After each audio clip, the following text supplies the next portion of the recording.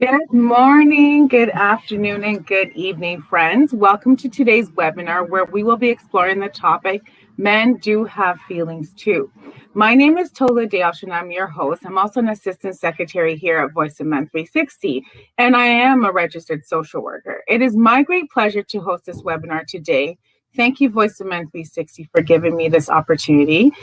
We hold these weekly webinars to create awareness on topics such as this, with the hopes of sharing valuable information with our community, as we believe it will be useful in some ways.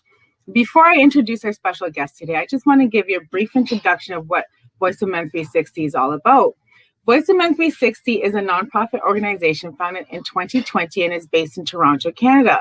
Voice of Men 360 was born out of seeing the tremendous needs of boys and men in society. So Voice of Men decided to step up to support and help them in many areas of their lives. We are part of International Men's Day, which is a global organization, International Men's Day is based on 6 pillars, which has to do with the overall well-being of boys and men. It has been around for over 21 years and celebrated in nearly 90 countries. These countries join together to do various activities on a regular basis. As mentioned earlier today, today's webinar topic is Men Do Have Feelings Too. Our special guest speaker is Stuart Thompson, who volunteers at The Gatehouse as a program facilitator, and he hosts the Personal Transformation web radio show. Stewart is a survivor of childhood sexual abuse and has been a participant of the Gatehouse peer support program. So I would like to welcome Stuart Thompson here today. Welcome, Stuart. Oh, you are muted. Oops. There we go. Oh, thank you for having me today. We're so honored to be here and talking about such a taboo subject, and only too happy to talk about it because not many people talk about it. So thank you for having me here today. Thank you so much for being here. We do really appreciate it. Can you do us a bit of a favor? Can you just tell us a little bit more about yourself, your childhood? I know that you are a survivor of childhood sexual abuse. Maybe you want to talk a little bit about that, but just tell us more about who Stuart Thompson is. Well, excuse me. Yeah, so Stuart Thompson basically, I'll start right from the beginning, I guess would be the best place to start. But I went to the Gatehouse 10 years ago, and I was very much a broken man. And suicidal thoughts, addictions such as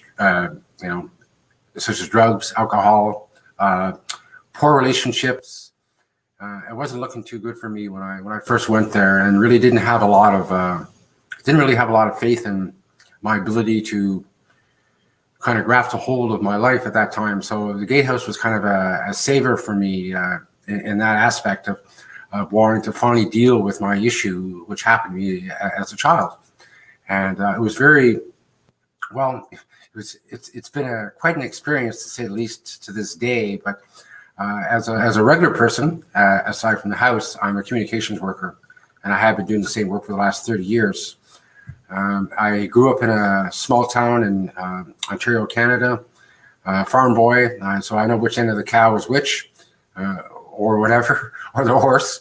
But that's basically me in a nutshell. Like I say, I'm going to go back to the Gatehouse here, talk a little bit more about that. And the Gatehouse allowed me to find the new me, which I'm going to talk about more readily throughout our program here this morning. When I talk about going there when I was suicidal, trust me, I was. This issue for a man is very, very, very difficult to talk. I grew up in a very collective family, and meaning that if you want to talk about something personally, you didn't, and if you did, it was off the sidelines, and it wasn't discussed throughout the family, and it definitely was not discussed throughout the community. And here I am today. So this is, I guess, being open about something, talking about your past experiences, talking about your feelings and what you've been through is not something you grew up accustomed to. No, not at all. Very old school. My parents, although I came from a split family, and I wasn't raised by my biological parents. The people that were raising me were my grandparents and other family members. They're all very, I hate to use this term, loyalists, but that's what they were. They were very regimented in everything that was done, how our behavior was part of that being regimented in regards to expressing ourselves. And boys at young age did not express themselves. And I remember trying to express myself at a very, very young age, and what my experiences, what were happening to me, I was only like 7 years of age. And I remember telling this because I remember visiting with my mother as an example, who was down visiting me from Montreal for the weekend. And I remember explaining it to her, and I don't know whether she tried to do something about it or tried to do something about it. But anyway, my point being is that was when my silence kind of actually started.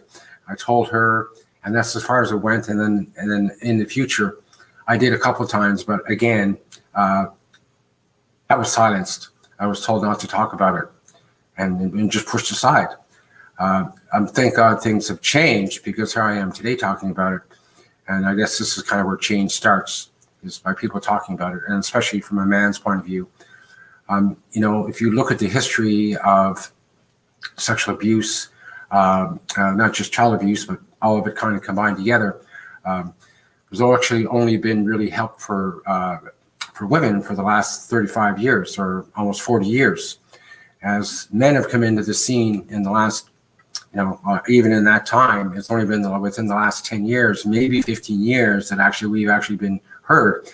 The Gatehouse being an exception, because they've been around for 22 years. But really, if you look internationally, not just in Canada, there's very, very few places that are willing to help men through this process, whether you've been abused as a child or as a male and being raped, whether out in society someplace. There is agencies out there to help you with that, but they're few and far between. And a lot of it, to me, is because of the toxic masculinity that's in place. And the people you think, that, again, this is only my opinion now, what I'm going to state here, but I believe that until that changes, and I'm including from people from the top government agencies, including health agencies, places like that, that is slowly starting to change. And it's not near quick enough, especially now during the pandemic, because I think you may agree with me on this. A lot more things are happening, and men now, we're stuck at home and we can't do anything other than, we can only paint the walls in the bathroom so many times before we have run out of things to do, as a crazy example. But my point being is that things are changing.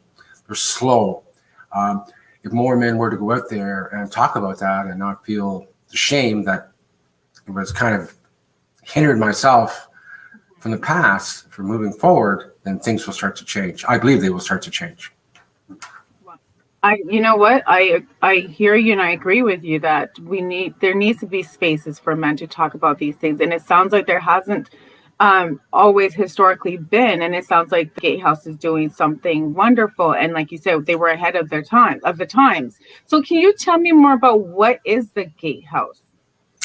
Well, the Gatehouse is a place for men and women, survivors of childhood sexual abuse, to grow and to get support. It's outside the normal realm of a therapeutic services like you would get from a let's say from CAMH, for example, or some of the other government agencies that are in place. This is a privately funded program, and so in other words, the Gatehouse survives strictly on donations and grants. It's how we survive. And we also have a child investigation center there as well, that's been going on for the last easily 15 years as well. We've had Toronto Police, Peel Police go by, and this is horrible seeing this, because I've seen this more times than I can count now, but going in there and actually doing a group, and then you see a family come in with a child, and we have a special place. And let me tell you too about the house very, very quickly too. The house is very warming. If you go onto the Gatehouse website, you see that it doesn't look like a regular institution. It's not an institution.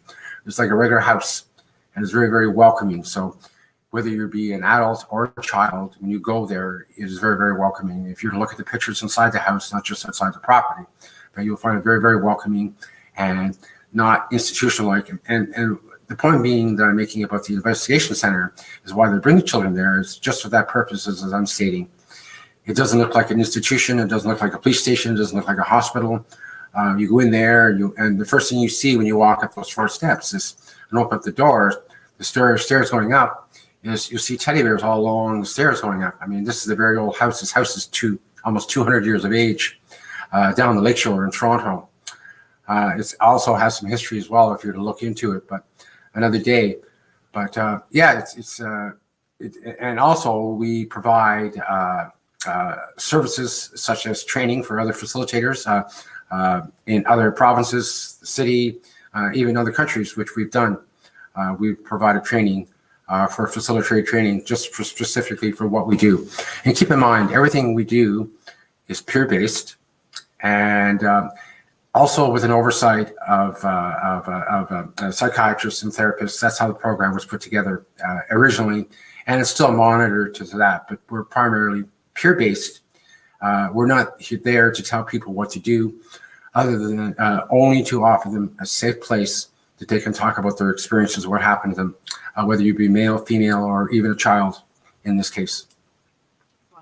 So it's a house located, you said, by the lakeshore. Lakeshore. 3101.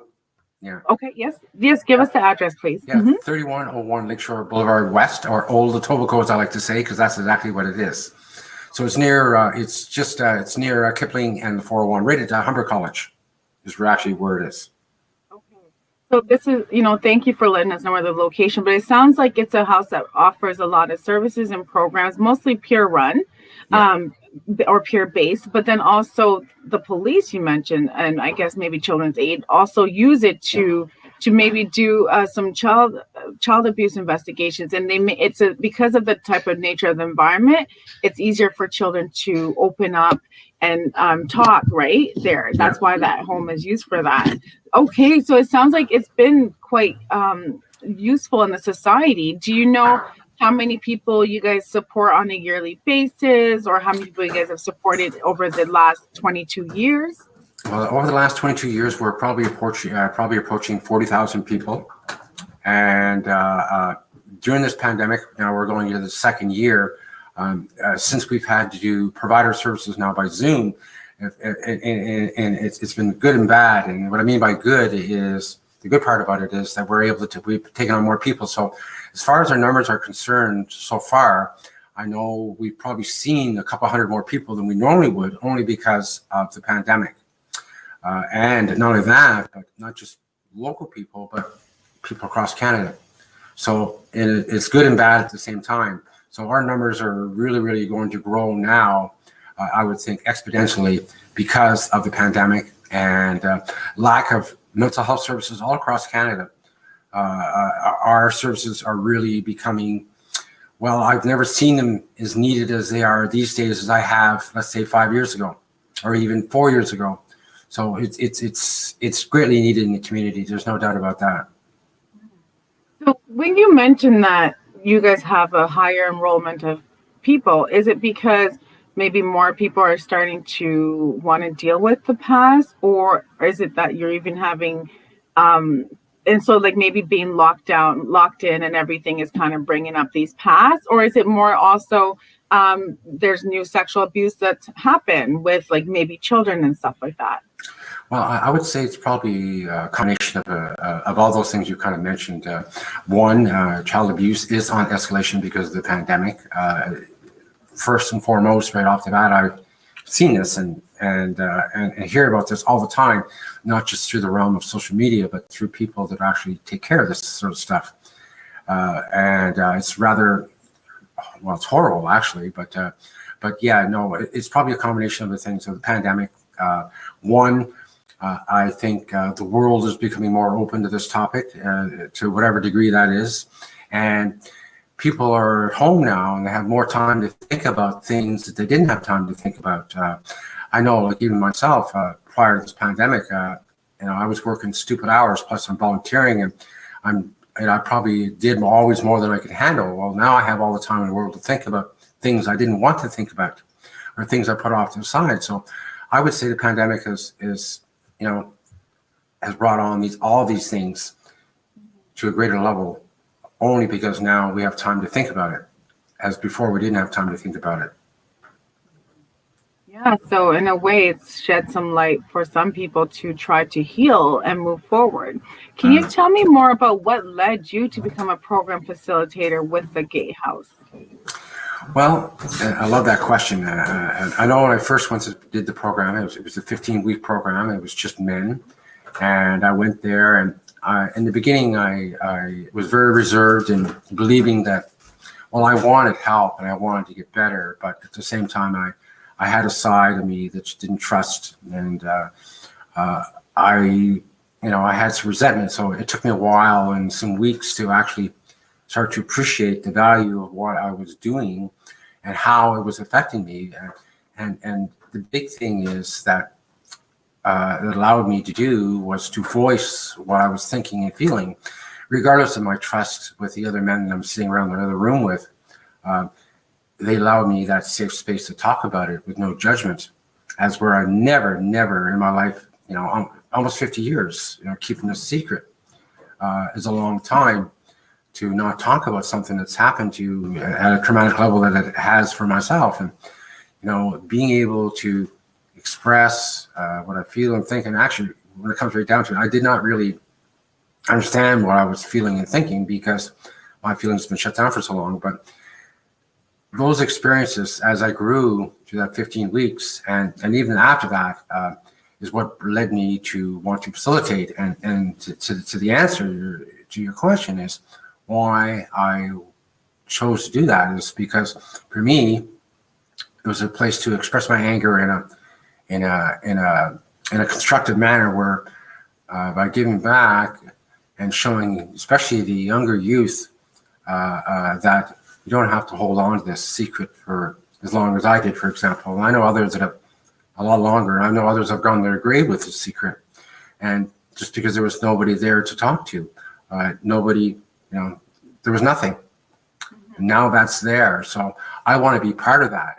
And I want to be part of this change, this cultural change that I've readily, or rather I'm working so hard to do day by day, most days, to try to change this culture. The fact that men can actually talk about this and not have that shame that goes along with it. Wow. Thank you. So what I heard, like you're talking about in that space, you were able to open up. It was with other men. You were able to open up. You felt safe to do so, to start to actually explore what has happened to you and all your feelings about it, and just try to start to work through what you've been through ever as a result of what happened to you. Yeah. Oh, yeah. Basically, and we all need a stepping stone, if I could put it in that term, to start someplace. And that was it for me. I mentioned trust as well. So, when you don't trust anybody, especially men or women, in my case, or anybody, period, it was very hard for me to actually sit there. And it took me a couple of weeks to actually really start to really, when I saw the other men doing what I'm doing now, in the beginning, some were easier at it than I was. And I sat there for the first 2 weeks, maybe 3 weeks, and said very little, just because I was scared and I don't trust anybody. But as I stated too, that I started to see the value in it and how it was helping them. And I wanted a piece of that. And then my facilitators too were great inspiration for me as well. Talk about dedicated people. One of my facilitators used to travel 2.5, 3 hours just to come and do the program once a week, and through the winter too. So to me, and watching them, how they progressed from where I was, I'd rather see them, watch it, actually seeing them and talking and seeing how they progress where they are, it was inspirational to me. So I wanted a piece of that so bad. So I stuck around and through the good and the bad, and even some days still some bad, but mostly good. So it was well more than worth it for me to stay and do the program, and I love it because at least I can say that I did the program and I stuck with it. I didn't quit, even when I felt like quitting. And giving up. And trust me, that did happen a few times where I just wanted to quit and walk away. Well, that's what I've done all my life. Well, I'm tired of that. So that's why I've stayed. So you mentioned, sorry, I feel like I was supposed to explore like what made you want to become a program facilitator, but there's something you just said there. You said it was tough and you Yeah, wanted to quit and walk away. yeah. What is it about having to open up and explore your feelings and talk about it and understand what you've been through that makes people want to walk away? Well, it's probably a couple of things. Well, one, the male stigma side of it is what, as we were kind of talking about anyway, the masculinity side of it, and and and probably the biggest thing for me was that I I didn't believe in myself. I didn't believe that I could get through this. Well, I spent a better part of my life not believing in anything, mainly myself. So for me to believe that I was actually getting something out of this was kind of, well, it was kind of a twisted thought, uh, in a sense that well, yeah, I'm getting good, but why do I still feel so bad? But I think what I had to realize was that in order for me to take the good, I had to take some bad along with it, and that bad I'm talking about is my experiences. Talking about my experiences. Well, some of those experiences, I mean, I've had nightmares and flashbacks for years and years and years, and it would send me into a crazy tizzy where I'd want to, go off and use, or I'd want to go off and just be alone and not social, or I've always been a good loner. I've also been very good at going out into the public, and and also standing in the back and never really being part of anything. I've tried doing those things many, many times, and it never really worked for me. So I'd rather just stay alone. But for me to, I guess what I'm trying to say is that in order for me to take on the good, I had to deal with the bad, and I didn't know how to do with that. I didn't know how to do that at the same time. That's where I had to figure that out. Wow, thank you. So you had to lean in into your feelings, into Yeah, the not good stuff in order yeah, to get to the good stuff. that's right. And unfortunately, at that time in the beginning, I probably had more bad than I had more good. So I had to kind of balance that out once I figured out the value I was getting from the good. And I mean, even to this day, I just look back at that now and I think to myself, oh, geez, man, what? I'm surprised I stuck around, because normally in the past, prior to that, I would not have stuck around. I would have been long gone, not believing. When you don't believe in yourself, man or woman, it makes no difference. It can really hold you back. And I had so many years of not believing in anything, or not believing in myself. Well, that's a really strange concept for me to change just like that. It just doesn't work like that. It's something that I needed to work on over a period of time. And I've seen this with many other people too. It's just not me. Once you've been, well, pardon the way I put this, but once you've been stuck in something for extended amount of time, and then you go to somebody, whether it be professional or non-professional, or you're just having a conversation about your experiences, and yeah, that makes you feel good. You're talking about that, but that still hasn't changed the fact that it did happen to you. And just because you're talking about it doesn't mean it's going to change overnight. And I had to grab that thought and that concept and work with it, because when I figured out that if I ran away, I'm going to lose all that. It would have been all for nothing. Here I am talking about something I've never been able to talk about, and it makes me hurt, makes me angry. It may even bring some tears to my eyes, well, which it did. But at the same time, after I did talk about it, the feeling of those stones out of my knapsack, like the weight is just, it's so hard to describe, but the weight off my shoulders was eventually getting lighter and lighter and lighter the more I talked about it. But I had to give it time. These things, this type of conversation, and it just takes time. It's not something that happens overnight. You need to work on it and work on it and work on it, as I've had to do, and I've seen others had to do. And there is light at the end of the tunnel, but you have to want it, and you have to want to work for it. And that was my case anyway. Thank you for sharing that with us. You've mentioned toxic masculinity about 2-3 times already in terms of when it comes to opening up and why more people are not talking about men especially are not talking about past sexual abuse.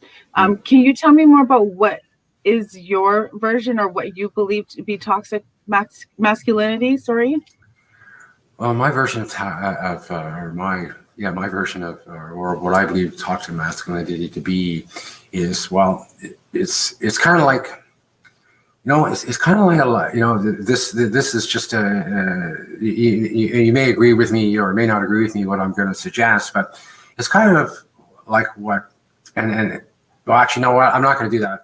Just so it doesn't, I'm not going to say that. I'm going to say something else instead. To me, toxic masculinity is about the way I was brought up was to be tough and tough as nails, and to be able to go to like for example, like going out to any place, whether it be to a wedding or a funeral or a place like that, and not shedding a tear, and standing ground, being the strong one, always being the strong one, never being allowed to show your emotion. I remember when I did my basic training in militia, it was a lot like that.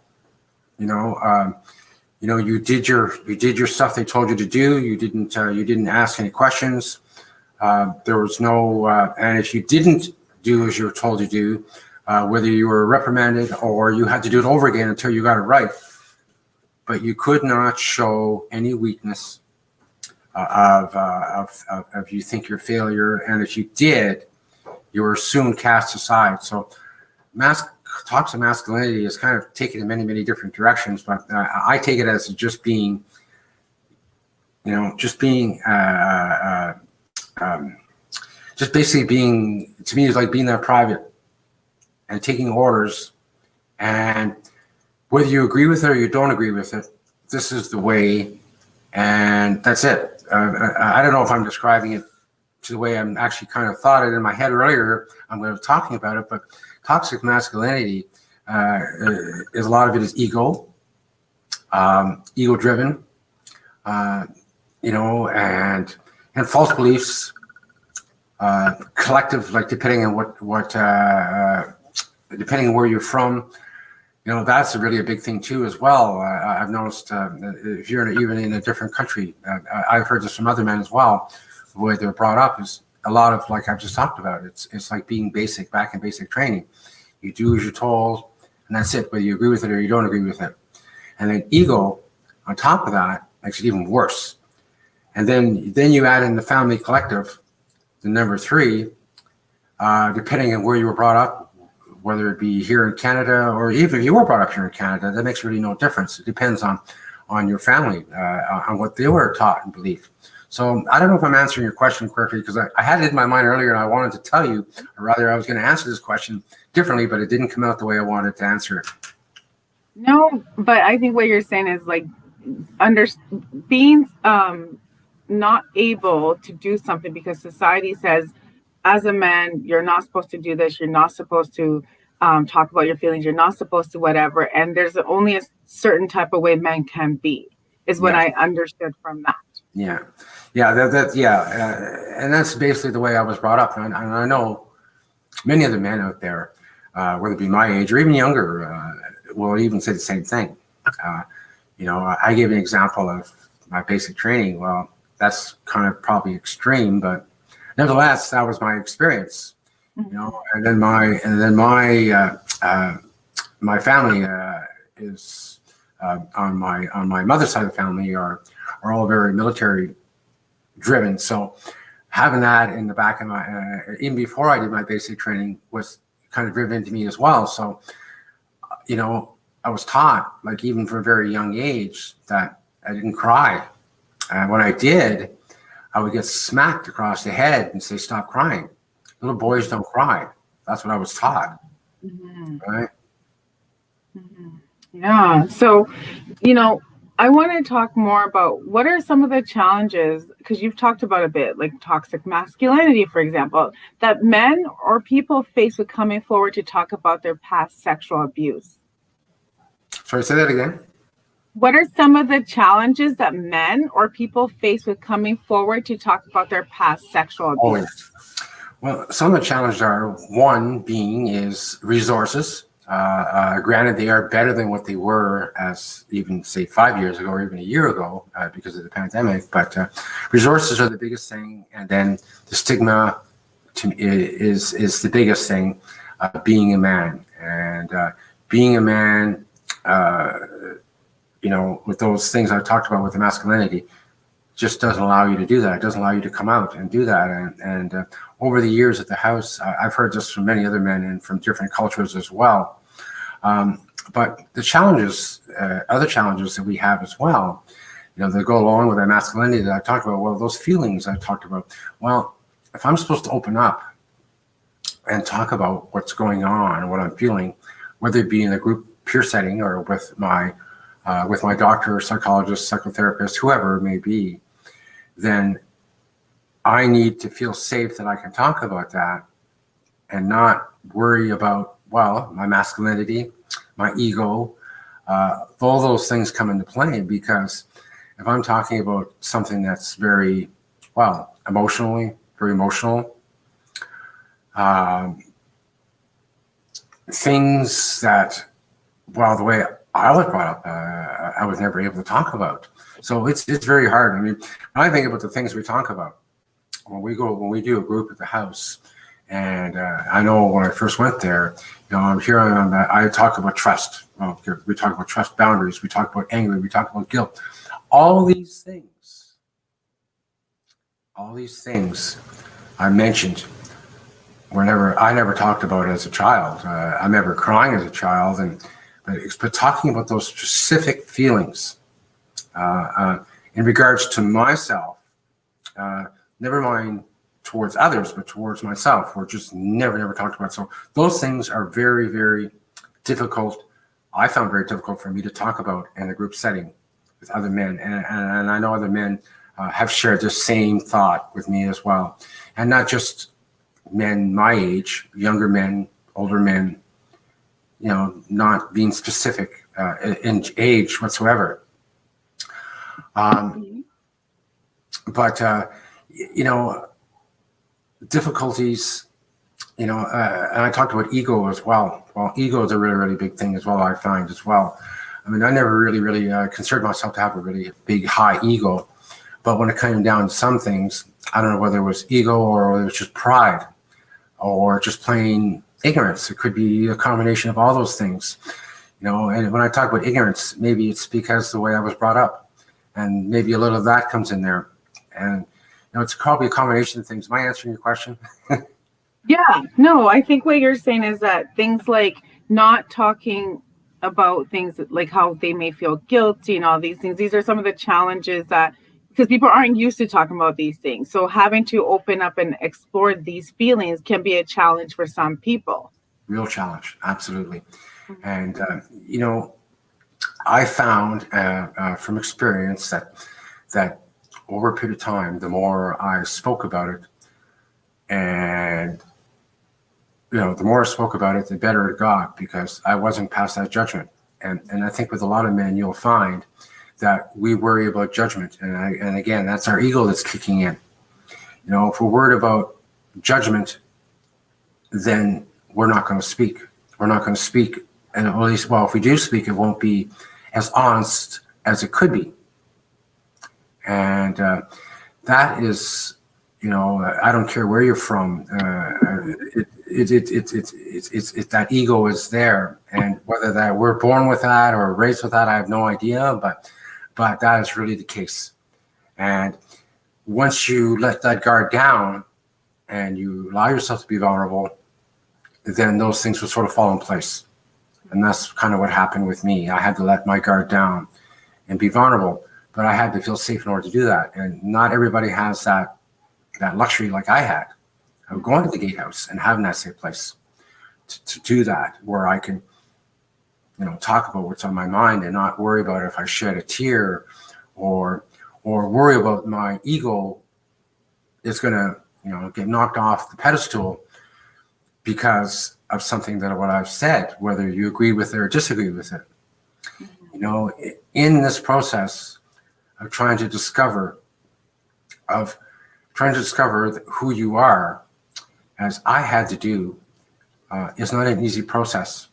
And all those things will come into play, you know, until you get a hold of that and let that vulnerability step in and help you through that process. Then those things are not going to matter. That ego, that masculinity, really not going to matter, because for once in your life, for my case, I was able to say what I was feeling and thinking, and didn't have to let ego or that masculinity come into play and stop me from moving forward. And that's precisely what happens. If those things are in place, that's what will happen. It doesn't help if you don't have other people supporting you. Well, I really didn't have anybody supporting me. The only people I had supporting me were the Gatehouse. Outside the Gatehouse, I really didn't have anybody. I shouldn't say I didn't have anybody. I ended up having one or a couple of people, but I've done such a good job of keeping it a secret. How can I get support outside the house if I don't tell anybody? Well, you know, when you talk about ego and those sort of things, well, that's part of it there, that those things are coming back into it again, because here I am, I'm worried about judgment, right? So it's a really, well, it's a teeter-totter, if I can put it that way. You know, and again, there's reasons for that, what I'm talking about as well. You know, I can go back to boundaries. It's another conversation all in itself. And furthermore, not everybody deserves has the right or deserves to know your experience. You know, I always tell people that if you're going to share your experience, make sure that they've earned your trust, and you know they're not going to stab you in the back. And just because you tell them that, they're not going to go behind your back and smack you down just because you were honest and use it against you. Right?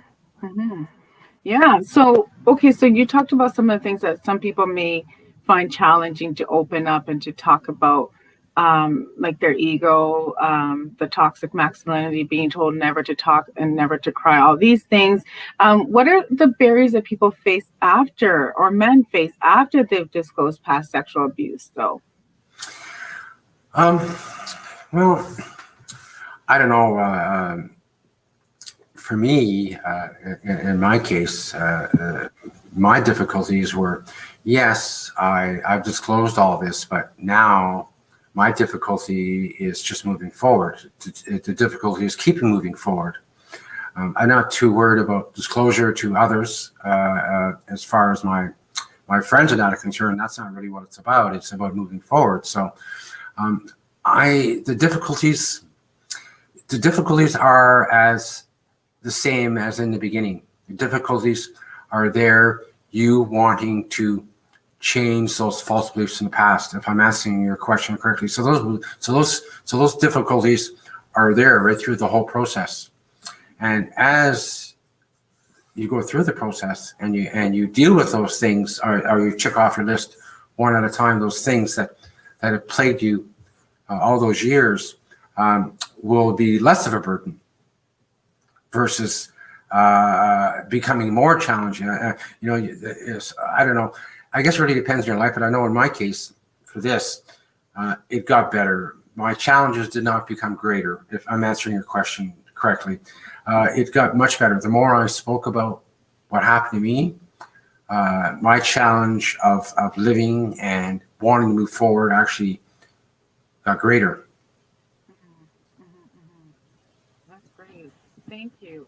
So do you notice that people usually report that they feel better or they feel clean or something? They no longer have guilty feelings after they've opened up? Yeah, and that, you know, like I know I felt guilt, and sometimes I do still feel guilt for some things, but you know what? Overall, I don't feel guilt anymore, and I don't feel shame anymore. But I had to work really, really hard to take that away. It wasn't easy at all, and I'm often reminded by my past, and when I'm reminded by my past, or I think of my past, that shame, that guilt will always come up. It's just a question of what you deal with it, that you don't let it affect you. You know, the idea is I want to move forward, not backwards. So yes, if that shame, that guilt comes up, yeah, I have to acknowledge it, and I have to, you know, understand why I feel that way. But the difference is now is I understand and I know why. So if I'm able to take that and be mindful of, yeah, that was my experience, and or were my experiences, and this is my new experiences, will allow me to just keep moving forward. So yeah, I don't think anybody who I talk to, I can say I'm rid of shame and guilt from it, but it's always going to be there. But it's a question of when it comes up, what do I do with it after that? Do I keep it and do I stay with it the whole weekend, or do I stay with it and I think about it for 2 minutes and I become mindful and I find something that's more positive versus wallowing in my past? And that's kind of how I deal with it. If I'm answering your question correctly. Okay. No, thank you. No, it's good, because you're saying that you are acknowledging that these things may be there, but then you're trying to figure out how to move forward with it. Yeah. So can you tell me, without disclosing any actual client confidentiality, are there any unforgettable stories or experiences from your journey as a facilitator with the Gatehouse? Unforgettable. Well, they're all unforgettable, to be honest. They're all beautiful stories, and I can't really say much in regards to that, other than I can talk about how I've seen people come in there and really, really broken people out of jail, for example. Again, I can't say whom, what, and all those details, but I can tell you that I've dealt with people that come out of jail, have been in jail for a long time for whatever crime they've committed, and come out with the actual belief that nobody cares. Mainly they didn't care about themselves, and they were mandated to come and get help. Well, to me, that's kind of memorable in a sense that, well, I went there and I wasn't mandated to go there. I mandated myself to go there. But imagine having the court mandate you to go and get help. Mm-hmm. Well, when I find, for example, some of the people I've dealt with over the years that have been mandated to go and get help, to me, they're trying to cover some really, really big challenges. One, they've been in the can for who knows how many years, 8, 10 years, 15 years, depending how bad their crime was. Mm-hmm. And they've had to deal with this abuse and don't even know how or where to start. And I thought I was messed up when I went into the house and didn't know where to even start. Well, to me, those are when I think about it, those are unforgettable moments, because I thought I was down and out. And I'm not comparing apples to oranges or saying that that they've experienced is worse than mine, because that's not what I'm saying here whatsoever. Mm-hmm. I'm just saying is that their challenges, well, I think were probably greater than mine. And to come out of nowhere like that, and yes, you may have been mandated, but at the same time that I saw them for the 8 to 15 weeks that it might have been, and that's just on one-on-one, that's not in a group. Mm-hmm. And watch them grow from, believing that they were just nothing, just absolutely nothing. And they felt they were worth nothing. They didn't believe they belonged in society. Well, damn it, they're human beings just like you and I. Mm-hmm. And to me, watching them go from the disbelief of society and people, and people crapping on them all their lives, and I'm watching them bloom into something they never even thought possible. Like with my experience, obviously different altogether, obviously, but just watching them grow into, like watching a flower grow, or watching a blade of grass go through a crack of concrete. That's kind of like what it was like. These guys, never had a chance in life at all. Nobody ever gave them a second time a day or believed in them. And then to watch them come and watch them grow, to me, was very uplifting and unforgettable. And all of that, but it helped me in my own personal growth as well, because granted, I never spent any amount of time in the can or in jail, but I've had my fair share of it, going in and out for my own experiences prior to going to the Gatehouse. So to me, that is unforgettable, watching men grow like that. And I've even seen women do the same thing too. It's not just a man thing, it's a women thing as well, where no one's believed in them. And then they come along and they were mandated to do that, but it helped them in the long run. So, and they didn't see that in the beginning, kind of like myself. I didn't see it in the beginning, but it helped me. And here I am today, right? So that to me is unforgettable, if I have to say anything. Wow, it sounds like, being a facilitator there, a volunteer there, you've seen a lot of goodness come out of the bad stuff, the stories that people brought with them. Let me just ask you one more. For those that may work with children or maybe in a relationship with a man, how can one be mindful that maybe this person is going through child sexual abuse or they've been through child sexual abuse? Yeah, that's a tough one for sure, because if somebody knows they've been through that experience, I would always tell them this. Obviously, the first thing you don't want to do is go there and try to tell them what to do. The biggest thing I would be telling that person, if you're going to tell them anything, was just sit there, be with them. Don't ever tell them what they should or shouldn't do, or try to make suggestions, especially if you know nothing about it to begin with. People do that all the time, and they make suggestions and don't even realize what they're saying. They're just trying to be helpful. I get that. And most people appreciate that. But at the same time, if someone's been through this experience, my experience has told me, don't say anything, just be present with them. And if they want to talk about it, they're going to talk about it. But other than that, don't bring it up, because it could end up coming back and biting them in the butt. In other words, what it could end up happening is they're going to talk about it with them, and they're going to feel that you know nothing what you're talking about or asking about, and they'll just drop you and walk away. It's been my experience anyway. Okay. No, thank you so much for sharing some tips and tools on how to broach that subject. So I wanted, do you have anything else you want to share with us today, or do we have any questions or comments from the audience? Yeah, is there anything from any of the audience? I'd be happy to answer. I think I saw one or two comments pop up, but I don't think we have access to it. Sivam, was there anything from the audience that we? No, we don't have. Okay. Do you have anything else you'd like to contribute to what you've already shared with us today, Stuart? Well, I guess the biggest thing I would want to tell other men out there, and women as well, is that if you've never talked about this experience and you're trying to find help, well, there is help out there. Obviously, it's not in every place. Here in Canada, well, we have the Gatehouse, and there's other agencies, but you really need to do your research. And what I also recommend too, when you're doing your research, what do you really need? What do you want for you to help you? Well, maybe you're not in that right place right now to sort of figure those things out. But if you do your research, that might help you in that process of doing that. Speak with your social worker, speak with somebody that knows about this sort of stuff. And if you're looking for care, if you're going to go see a therapist or psychologist, know the questions to ask prior to going there to make sure that you're a good fit. Like, for example, are they trauma informed? Well, trauma informed could be anything. It doesn't have to be childhood sexual abuse. It could be anything to do with any type of trauma. So understanding what your needs and your wants are very, very important if you want to get past this sort of thing. And another thing I would recommend too is patience.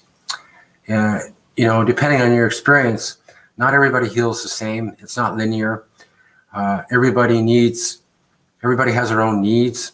So when I talk about research, I believe that's really, really important. I know when I first came out, I was just plain desperate. I asked some people, and I looked on the internet, and the time I looked, even 10 years ago, I found an agency out of Calgary that directed me to the Gatehouse. At that time, the only help I could get in Ontario was the Gatehouse at that time. CAMH offered some programs, but they were not quite what I was after, and they weren't what I was looking for anyway. Even Peel Region, they didn't really have anything. They have a program in place now, but and I think it's still going, but I can't say for sure. But when you talk about across Canada, a few years ago, 3 years ago, myself and two other members of the Gatehouse, actually Art Lockhart and Maria, we went out to Prince Edward Island and we trained some people out there. But again, that's not all across Canada. And if you're in the Greater Toronto area, or if you're in Hamilton, or if you're in Ottawa, well, even Ottawa's got a place now for that. But there's not many of them around. So you need to do your research and be sure what, or at least have an idea what you want and understand, or rather try to figure out what you want that will help you. That's what I would tell people anyway. And the Gatehouse is always open if you happen to be in the Greater Toronto area. And now with the pandemic in place, well, we have Zoom. So we are doing groups. I know I'm doing a group right now, a co-ed group with men and women, our first 15-week program. And we have participants actually not just in the Greater Toronto area, but abroad, like hours away. And as before, we could never do that. So things are looking up in that aspect as far as being able to get help, aside from, if you're 3 hours away or 4 hours away, you can't drive, but you got the internet. So as much as I curse the internet, this is one time that I don't, because it's really helpful for some that can't drive or can't get anywhere. And again, I can't thank Voice of Men 360, Tula. I can't thank you enough for having me on here today into this WinBar. Hopefully I was helpful for some in regards to information that maybe you were unsure about. Maybe I'm hoping that I provided some hope for ones that have not sought help. But thank you. Thank you so much, because I know this is not an easy subject to talk about, and being open about, your past, and then just open about what it feels like to have to seek help, and to walk through that process of seeking help, to walk us through that process that you went through, and then what others go through, and then to talk about how there is this light at the end of the tunnel once you go through the program, and just being very transparent. We do really appreciate that, Stuart. Thank you so much for taking your time today. And my pleasure. And I'd be more than happy to come on any other time in the future if need be, and talk about another topic in regards to this. I'd be more than happy to if the invitation is there. Absolutely. Thank you. And so perhaps you can just remind us of the different programs and services you guys offer. Again, I know you offer, like, the police use your space to do child abuse investigations. You guys have the 15-week peer facilitated led program that you talked about. There's a co-ed one, and then is there one for men as well? Yeah, one for men and women as well. We also offer art therapy, which we're doing on Zoom right now as well. Okay. Yeah, and we also have a partners program, which I'm involved in as well. Sorry, can you repeat that one? A partners program. Oh, okay, partners program. Okay, yeah. Mm-hmm. So if you're, whether it be your wife or your best friend, your sister, your daughter, whoever's been through this process with you, or your healing process, may not understand all the things you've gone through. So what we do is we support the non-survivor as well. So we have a program which we call the Partners Program, which is an awesome program I've been involved with for a long time now, and has proven to be very valuable in the community in regards to helping the non-survivor, because a lot of times you're with somebody and you're getting help, but they don't understand what you're going through. They don't understand all the little twists and turns. Well, we help them with those twists and turns so that they can support each other, not just a one-sided deal. And a lot of times that's what ends up happening. We also have a lot of resources as well. We do referrals to other agencies as well, which we're able to do. So, and plus we have a ton of resources you can download online as well. And I'm not so sure about the cost. If there is a cost, some of the stuff I think there is, and some of the stuff there isn't. But we have a ton of resources as well that we offer. So you got to remember that the house has been around for 22 years, and we have we know a lot of people, a lot of places, and we have a lot of resources to offer. So please go to our Gatehouse, to the gatehouse.org website, and you will see that there. And if you're unclear about something, just go in and you can email either Paula, Maria, or Stephanie and they'll be more than happy to help you, help you with what you're looking for, or, in some ways anyway. Thank you so much, Stuart. We really appreciate you coming here on our weekly webinar. And so we're just going to wrap up today's weekly webinar and with a few announcements to share with you. So we do have 4 live weekly shows. We have Open Up, which is on Sunday mornings at 10 a.m. Eastern Standard Time. We do have this weekly webinar, which is on Saturdays from 10:30 a.m. to 11:30 a.m. Eastern Standard Time. We also have Vili, which means I in English, and that's also about sharing your personal life journey, and that is in Tamil, and it's on Wednesdays at 7:30 p.m. Eastern Standard Time, as well as Sundays 8 a.m. Eastern Standard Time for those people that live outside of Canada. And we also have our panel discussions, which take place once a month in English and Tamil. And we also have podcasts Open Up, podcasts as well as Vili. So we have revamped our monthly men's group meeting to be a closed group, men only, and peer-led by a trained peer facilitator. So the new format started last Sunday and will be running every third Sunday of every month. The upcoming one will be taking place May 16th, 2021. So information on how to register can be found on our Facebook page, Voice of Men 360. And so we would ask you to register and you invite your friends to join us. So this is for men only. Our other upcoming events we have are the National Child and Youth Mental Health Day panel discussion taking place on Friday, May 7th at 7 p.m. Eastern Standard Time. We will have various youths from around the world, as well as Voice of Men 360 board member Mathusha as the host. We will also be having a forum on World Day of the Boy Child on Sunday, May 16th from 10 a.m. to 11 a.m. Eastern Standard Time. The theme is Guiding the Boy Child Positively Impacting the World. We're always looking for members or volunteers to join us at Voice of Men 360. There are no limitations with gender, age, nationality, or ethnic groups. All walks of life can participate in any of our shows or on our Facebook page. If you want to be a guest on any of our shows or willing to be part of our organization and you want to help us directly or indirectly, please reach out to us. We would love to work with anybody, individuals, professionals, experts, community organizations, associations, corporations, government officials, and businesses. Our phone number is 437-889-8329. Our email address is info@voiceofmen360.org, and our website is www.voiceofmen360.org. You can also find us on all social media platforms, Facebook, Instagram, LinkedIn, Twitter, YouTube, and TikTok. And so thank you very much for joining us today, and we hope to see you next time.